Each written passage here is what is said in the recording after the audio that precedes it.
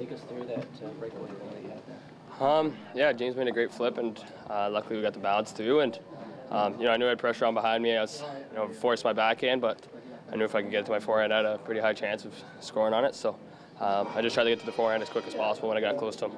The team has notched up quite a few wins here at home. You've had success. How do you translate that to the road, especially when they're tough road? Yeah, we got to make sure we start, becoming more aware of our surroundings on the road. I think we got to play smarter on the road. I think at home we play the game we want to play, and on the road we play a little reckless. So I think we're getting better with that though, and Montreal's going to be a big test of that.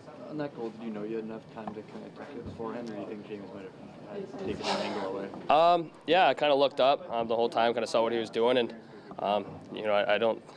I think last second, I kind of just realized I could maybe pull it back to the forehand. So, I was kind of thinking of different things going down on that. So, luckily enough, I had enough time and space to, pull it off.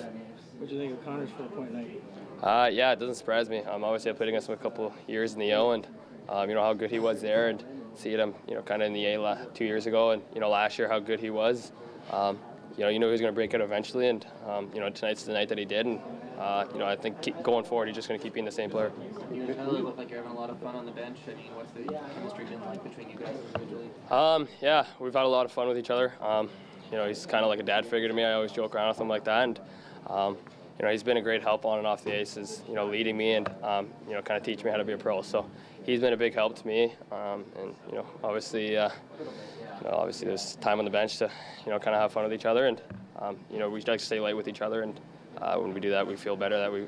The better we play. When you score a goal like that, Mitch, do you go home tonight and throw the highlights on and watch it and marvel at it like we all will? No, I don't think so. It's just making sure that I'm ready to play Montreal.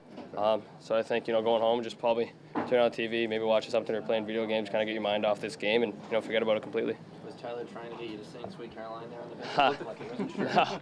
No, he was just joking around with me. He was saying how the cameras probably were watching us trying to sing, and obviously we did that one mistake once, and probably won't happen again for a long time. It wasn't a mistake. Yeah, probably won't happen for a long time again, but we like having fun. You're a month in here now and basically a point-a-game player. Would you have expected to have that kind of production this soon?